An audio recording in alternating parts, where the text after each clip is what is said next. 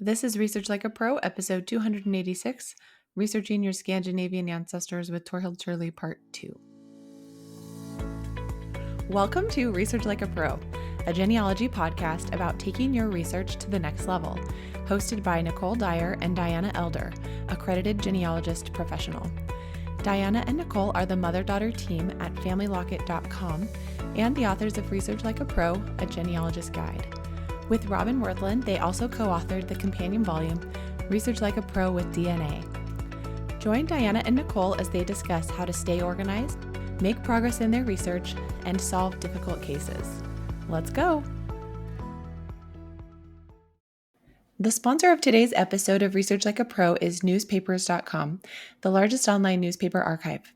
Hi, everyone, and Happy New Year! Welcome to Research Like a Pro. Hi, Nicole. How are you today? I'm great. How about you? What have you been doing? Well, when we are recording this, because it's earlier than New Year's Day, I have been reviewing a lot of client reports. So that's been really fun to look at some client work that we have been doing in different areas by our research team. There was one in New York that was really based on DNA. That was super fascinating. And then one in Virginia. And that one didn't have DNA, but it was separating many, many men of the same name, which was fun. And then the other project was again set in the South. This one was in Georgia. And so I always enjoy reading the reports and seeing what we've been able to discover. So, how about you? What have you been working on? Well, the last month I've been doing a lot of working on the Airtable template for the DNA study group and trying to update that and make it the best that it can be. And the main thing I've been working on is coming up with a better system for using views for the timeline and the research log and just consolidating where you put the sources, just all the sources in the research log, and then linking that to the timeline table so that you only have one place with all the sources and citations. And then you can have a lookup field for the timeline for the citations for each event and the source that it comes from. And then, we used to differentiate how you would have what you knew at the start of the project in the timeline and what you found out in the findings, of the research project in the research log. And now just having that all together, but then you can use views to see starting point information in one view and then the whole log in another view and then new findings in another view, but all the same research log. That sounds great because as we continue to add phases to research, it can get kind of confusing. And so I'm excited to have a new variation of the Airtable log to work with. So thank you for all the time you're spending on that. You're welcome. It's been fun to get a lot of feedback from our followers on it too. Great.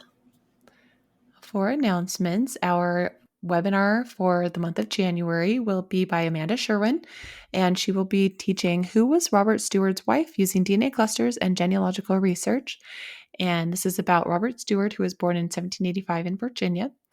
And this is a DNA case study, so we hope you'll come and watch. She'll be talking about autosomal DNA clusters, land, military, and marriage records, and Tennessee, Missouri, and Virginia. So this should be a great webinar. And if you haven't purchased that webinar series yet, you can buy that on our website for $60 and you'll have lifetime access to view the webinars and to read the reports that accompany the presentation. So instead of a traditional syllabus, the handout is the researcher's report. So if you're wanting to learn how to write reports, this is a really great way to read 12 reports. Every single month, we'll have a new webinar that has a report with it. Also, the next DNA study group begins in February, so we hope that you'll join us and you can sign up for that with the early bird discount until January 10th. All right, well, let's get back to our Scandinavian research with Torhild Shirley. Hi, Torhild. Gott nytt år! Is that Happy New Year or is that hello? That is Happy New Year. That's great. I love hearing you speak Norwegian to us. So just as a review, Torhild is a native Norwegian. She's an accredited genealogist in the Norway region, but she does all the different Scandinavian countries for research. So in our very first podcast with Torhild, which was episode 285, We talked all about patronymics and naming traditions that are common in all the Scandinavian countries. And we also identified 2 research objectives as we're trying to uniquely identify Rasmus Gudmundsson, who was born in Malmöhus, Sweden around 1719. And we discussed locality research for Kaggerode and Norra Vram parishes and had a brief introduction to household examinations, church, probate, tax, and moving records. And we also looked at repositories for records. So now we get to dive into the actual research and see what we found. So I tried to pronounce those correctly, but I'm sure I was not as good as you were, Torhild. You do fine. Well, I don't speak the language, but I'm listening to you and trying to learn. Okay, so remind us again about our objectives. So, in our last episode, we discovered 2 objectives for this research or for this case. The first objective was if Gudmund Rasmussen married twice. Did he first marry Elsa Thuesdotter and then Karna Larsdotter, or are these 2 separate families? We know that Gudmund could have had a son Rasmus with Elsa, his first wife, and then if both of them died, both Elsa and Rasmus, and Gudmund married Karna, their oldest son would have been renamed for his deceased half brother, and so he too would have been named Rasmus. Or if these are 2 separate families, which of the 2 Rasmus married the 2 Hannes, which we discussed in our last episode, and died in Kågerö in 1773. So those are our 2 objectives. Great. And I just want to remind our listeners that we have these 2 men named Rasmus, and they each married a Hannah, correct? No, so Rasmus actually married Hannah twice. His first wife and his second wife was named Hannah. Okay, I just needed to be reminded of that. So we have a Rasmus who marries a Hannah both times. Okay. Yes. Well, that's not confusing at all. I wonder if he did that just so he wouldn't wake up one morning and call his wife by the wrong name or Well, it really highlights that challenge we talked about in the last episode where everyone has the similar names because they're just reusing family names over and over. Well, let's talk about research planning with kind of these objectives of figuring out, if this is the same person or separate 2 men. How did you proceed with the research planning? So we did have some background information on Rasmus from his death record. We knew that he died in Kågerö parish on 7th February 1773. And according to his death record, he was born around 1719 in Nuraram. And we know that this is where he married his first wife. And after she died, he moved to Kågerö, where he married again before he passed away in 1773. But the death notice didn't have an exact date for Rasmus's birth. And our previous research, like we talked about, had identified 2 different Rasmuses. And so the first Rasmus was the son of Gudmund Rasmussen and Elsa Thuesdotter, and he was born in 1718 in Kågerö, while the second one was also son of Gudmund Rasmussen, but this time the mother was Karna Larsdotter, and he was born on 6 March in 1720 in Nuraram. So we were wondering, considering that these fathers had the same name, is it possible that he married twice? Because we know that per the naming tradition, if a child died, it was common to pass their name on to the next child of the same gender. And death rates were very high, both for mothers and children. And so it is possible that Elsa and her son Rasmus passed away in 1718 or early 1719, and that Gudmund remarried to Karna and then gave birth to Rasmus in 1720. So this is kind of where we needed to start working on separating and finding out if we were dealing with 2 separate families or if we were dealing with one Gudmund Rasmussen who married twice and had 2 sons named Rasmus. All right. Well, I'm looking forward to seeing the research plan, but I'm guessing we're going to look at some marriage records. So, usually the first record you would use in Sweden is the household examinations. We talked about them in our last episode because they are so amazing. They're census like records that were recorded every year, and usually they would include not only the farm where the family lived on, but the names of the entire family, their birth dates.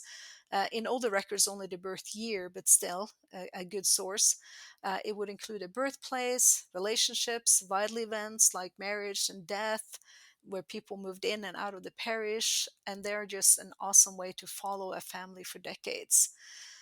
Our problem was that household examinations didn't start until 1773 in Kågerö and 1806 in Nuraram, and this was after Rasmus died. And so the household examinations were useless to us. But there is a really good substitute for household examinations, which is tax records. The tax records are not nearly as complete in information as the household examinations, but they're still very useful records. Tax records for both Kågerö and Nuraram are available from 1642, and they, just like the household examinations, were commonly recorded every year. So, starting around the time of Rasmus's birth, around 1719, we consistently found a Gudmund Rasmussen on Bensiga farm in Kågerö and another Gudmund Rasmussen on Södra Ram farm in Ram until 1728, when there was an 8-year gap in tax records. So, because we find men in different places being taxed around the same time, are we guessing that these are two separate men?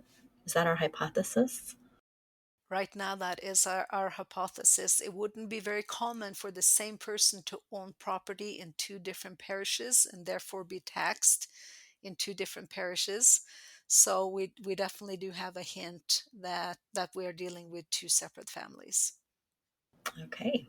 It's so helpful to see that they were living in two different places, at least. Like you mentioned, that's the current hypothesis.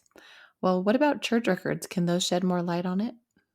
So we have already used church records to find the two Rasmuses that we are not sure if they're the siblings or if they are belonging to two separate families. But we also found, as we were going through these church records, that Gudmund, who lived on Bensiga farm in Kågerö, he died on the 19th of October in 1730. So now at least we have a death date, and we know that that family kind of ends in 1730 with Gudmund dying. We also found that Gudmund, who lived on Södra Ram in Ram, he had several children born after Rasmus's birth in 1720, including a child Per, who was born in 1732.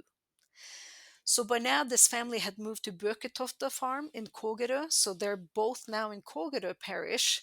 But we know that the first Gudmund died in 1730, the second Gudmund had a child in 1732, and the second Gudmund died in Kågerö in 1771. So at this point, we don't know exactly when Gudmund and Karna moved from Noraram to Kågerö. We don't know exactly what happened right there. And so we know that Gudmund would have met with his parish priest and talked to him about getting a moving certificate. So this moving certificate would testify that the family was of good standing with the church. They didn't have any criminal records. They could provide for themselves, or they had somebody in their new parish who could provide for them. And it was really essential for a family to prove that they wouldn't be a burden on their new parish. And these records often include detailed information about each family member. Unfortunately, like we talked about in our last episode, these weren't valued as much as regular church records, and a lot of the moving records have not been kept, which was the case likely for Gudmund because we could not find any moving records for Gudmund Rasmussen's family. However, with the information that we have right now, it seemed logical to provide or to produce a timeline to see how all of this information fit together. So we know that Gudmund and Elsa, who lived on Bensiga farm in Kågerö, had a son Rasmus born in 1718.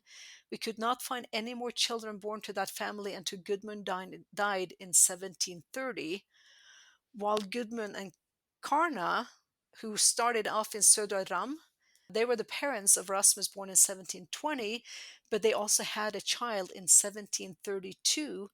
So this was 2 years after the death of Gudmund in Kågerö.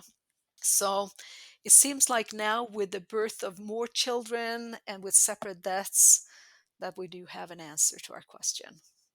That's really helpful to know that one died and that the other one had a lot of children even after the death of the first one. That's really helping to separate them apart. And I love that in the blog post, you put a copy of the timeline that you created. And you had a column for Gudmund and Karen, and a column for Gudmund and Else. So I think timelines are fabulous when you're trying to separate people so that you can clearly see what was happening. So that's a great methodology, a great tool to use for a project like this. Well, let's have a word from our sponsor, newspapers.com. Newspapers.com is your ultimate resource for discovering your family's history. Explore more than 800 million newspaper pages in their vast collection spanning 3 centuries. Newspapers.com is your gateway to exploring the past with papers from the US, UK, Canada, Australia, and beyond. Trace your family's journey and uncover the extraordinary tales of your ancestors through newspaper stories, birth and marriage announcements, obituaries, photos, and much more. For listeners of today's show, newspapers.com is extending a discount of 20% off on a Publisher Extra subscription. Just use the code FamilyLocket at checkout. Don't miss out on this incredible opportunity. All right, so continuing on, Torhild, it seems clear we are talking about two different families with a head of household named Gudmund Rasmussen and a son named Rasmus Gudmundsson. And one family lived on Bensig Farm in Kaggerode, while the other family started out on Sodra Vram Farm in Vram before moving to Bokatofa Farm in Kaggerode. Again, I don't know if I said any of that even halfway correct, but we get the picture. So now it's time to tackle our next objective, I believe. And what is that? I love your pronunciation, Diana. It's Well, great. thank you.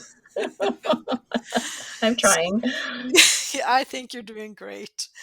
So we now know we're dealing with two separate families. With that, we also know that we're dealing with two separate Rasmuses. One was born in 1718, the other one was born in 1720, but we don't know which one of them died in Kågerö in 1773. So now we need to find out which one of these two Rasmus is actually the ancestor that we are looking for. And in all the records that we had looked at so far, the closest we got to anything that would give a birth date for Rasmus was his death record of 1773, which says that he was born in about 1719, which is right dead smack in between the two Rasmus we have, so we're still stuck. There were no household examinations available at the time that he lived, because they didn't start until after his death. And so naturally, now I would move to probate records. We have the deaths of both Gudmunds, and the probate record, like we mentioned earlier, are great records to find heirs of a person. By Swedish law, everybody who died should have their estate probated within 3 months to ensure that all the rightful heirs got their share. So, in addition to listing property and debts that the deceased had, for us, what's important is that it usually listed all the heirs, which would be either siblings, children, spouses, so anybody close to the deceased. And it would often also record not only their names and their relationship, but at times their spouses and maybe even their children, depending on how the inheritance was spread out. At times, it could also include the age of the minor. So there's a lot of details that could be found in those probate records. Unfortunately, there were no probate records available for Gudmund of Bensige or for Gudmund of Böketofta. So one died in 1730, the other one in 1771. Fortunately, those probate records likely went missing over time, or they are in a condition where they yet have to be digitalized and put online. There were some index books for the region available online, but none of the two Gudmunds were found in there, nor were their wives. And so now we're kind of stuck right there as far as probate records go, and as far as regular church records when it comes to trying to find Rasmus in there. So now it's time to try to turn the attention to Rasmus's children to see, could there be any clues among his children. Well, I can see why this has been such a difficult case, because the records that you typically would use are not available. And so I love that now we're going to have to go to probably indirect evidence. We're going to have to go to the next step to figure this out. So, what would the next step be? Can we use the naming patterns that we talked about to prove relationships? That is our goal, our hope, because that is very often the way you would separate two families, is looking at what they name their children. So, as we talked about earlier, the oldest son would be named for his paternal grandfather, while the second oldest son would be named for his maternal grandfather. And so we would look at these names of the children of Rasmus and see, okay, did he name his children after his parents and also his wife's parents? And we're going to end up with a lot of names and a lot of dates in this case. And so it might be helpful to look at the blog post just to get your head clear as you're listening to this podcast, because there are a lot of names that are the same and could be hard to wrap your head around. So previous research, before we started this case, had identified Rasmus's children with his first wife, Hannah. This is the first Hannah, whose name is Hannah Andersdotter. His second wife was Hannah Davidsdotter. So these are the children of Hannah Andersdotter. They had a Paul, who was born in 1745, Elsa in 1747, Per, born in 1749, Anders in 1752, another Paul, born in 1755, Jons, born in 1757, Elna 1760, Nils 1762, and Ingar 1765.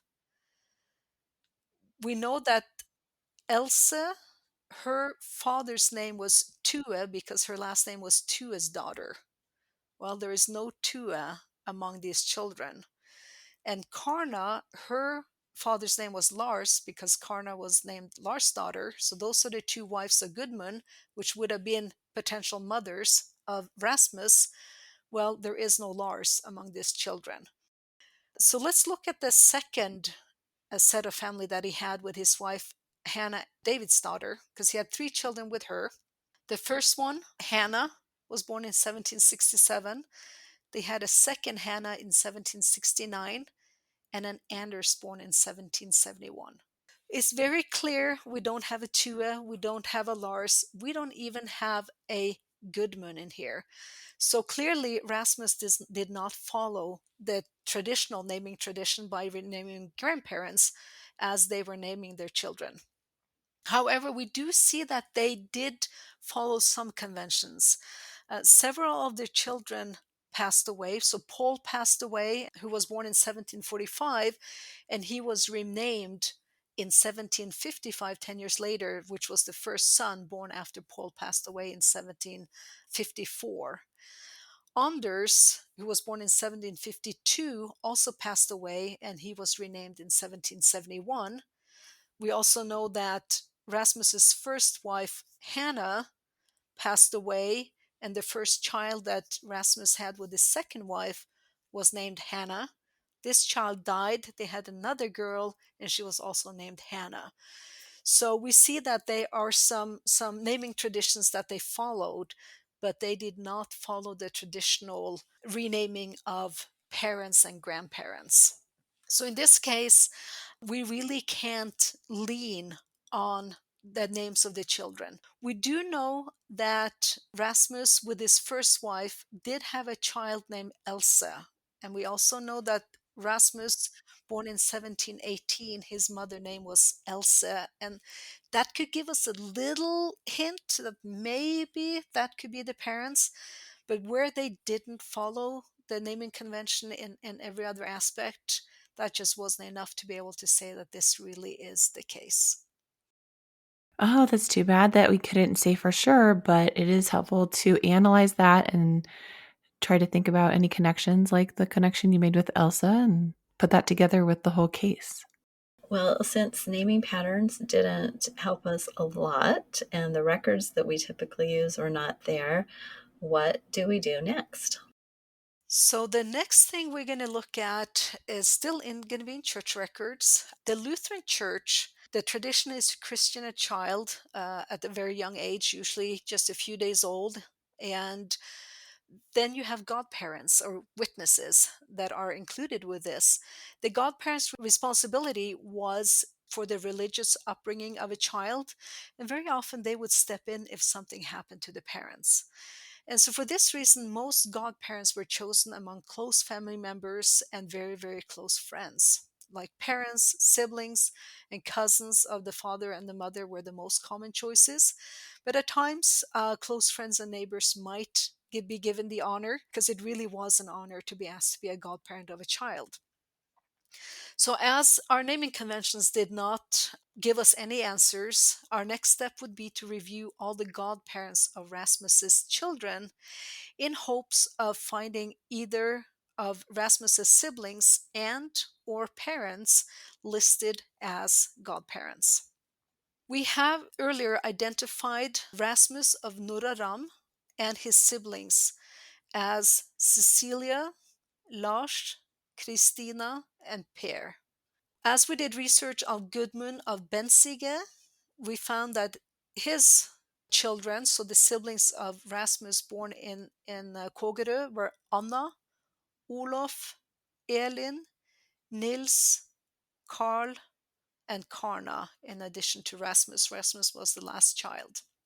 So now that we have all the siblings in place for each of these two Rasmuses, it is time to go and look at these godparents to see, did Rasmus ask any of his siblings to be godparents for his children? And he did. So 6 of Rasmus's children have a sibling as godparent, which means they also gave a lot of honor to other people that were not family members. Or maybe they were siblings of Hannah, and we didn't research her side of the family as far as godparents went. So Cecilia, or she was called Sissa in the church records, and that's a common nickname for Cecilia. She was the godmother of Paul, Anders, and the second Paul, who was named after the first one after he passed away. So she was a godmother of 3 children, and she is the sister of Rasmus, born in 1720. So the Rasmus of Ram. In addition, Per, who is also the sibling of Rasmus von Nuraram, he was the godfather of Paul II and also of Ingar. And additionally, we have Rasmus of Ram's sister Christina, who was the godparent of Hannah. So we see that out of those children, 5 out of Rasmus's children had siblings that matched Rasmus of 1720 from Nuraram. But one of these children, Nils, had as his godmother Karna, which is the daughter of Rasmus from Kågerö. And so we still have both families involved, but with one being heavilier used than the other ones, it's time to start drawing some conclusions. Wow, nothing is coming easy in this one, is it? And I also noticed that this Rasmus had a sibling named Per. Did he name a child Per as well? He did. Yeah, so I can see how maybe the evidence is weighing a little heavier on one family than on the other, but this would be a conflict and we can't just ignore that. That was really cool to see how that strategy helped so much, though, because that name Cecilia, knowing that Sissa is a common spelling of Cecilia, being able to put that together and provide a little more evidence for the Rasmus of Noradam is really exciting. All right, well, let's go on to our connections and conclusions. So, what did you decide were the connections and conclusions from this? So, since it weighed so heavily on Rasmus from Nuraram. I figured that is most likely the correct person, but I also had to figure out why did Karna, who was the daughter of the other Gudmund and the sister of the Rasmus from 1718, why had she been given the honor of becoming a godparent? There had been no obvious connection between these two families previous. They lived in separate parishes, and when Rasmus of Nuraram moved into Kågerö, they still lived on separate farms. So how did she get involved in this? And would that explain why she is a godparent? So what I find out was that Karna was born in 1714 on Bensige farm to Gudmund Rasmussen and Elsa Thuesdotter. She married a guy called Nils Mattisson, and he lived on a farm called Oskegården, and this was a farm in Rum, which means she married a guy who lived most likely fairly close to where Gudmund Rasmussen of Nuraram lived. So there's a really good chance that these two families knew each other. But in addition to that, after Nils and Karna married, they moved to Böketofta farm in Kågerö, and this is where Rasmus and Hannah lived. So we can see that suddenly now these two families have become close, both through the marriage in Nuraram, but then also through living on the same farm in Kågerö. And that would explain why Karna was giving the honor of being a godparent to one of Rasmus's children. So, with that in mind, and with all the other proofs that we have, we can now draw a conclusion. Wow, that is wonderful. Good job. So tell us what the final conclusion is. Okay, I just had to keep the suspense a little bit longer. So, what this research aimed to do was to determine if Gudmund Rasmussen of Nuraram and Gudmund Rasmussen of Kågerö were the same or two different people, and we determined that these were two separate people with separate families. And so this time we were trying to discover, okay, which of the two Rasmus born in 1718 or 1720 would be our ancestor who died in 1773. And using the godparents and namings, the determination is that it is very likely that Rasmus, who was born in 1720 in Nuraram, is the correct ancestor that we want to add to our tree. Okay, well, that was a fabulous case study. And I especially appreciate that it was really difficult. This wasn't just an easy look at the church records or household examinations and it was all laid out for you. You had to do such deep research on this and keep really good records. So wonderful, wonderful case study. Thanks so much for leading us through that and teaching us all about how we would research in Sweden or other Scandinavian countries. My pleasure. It was a fun case. Yes, very instructive. Thank you so much, Torhild. This has been such a fun episode talking with Torhild, finishing up our Scandinavian research episodes and hearing this case study. And hopefully, if you have a case where you've been wanting to dive into Scandinavian research, that this series can help you out. And if you would like to have us work on your project, Torhild is part of Family Locket Genealogists. So let us know and we can get started on researching your Scandinavian family for you. Thanks everyone for listening, and we will talk to you again next week. Bye-bye. Bye, everyone. Bye.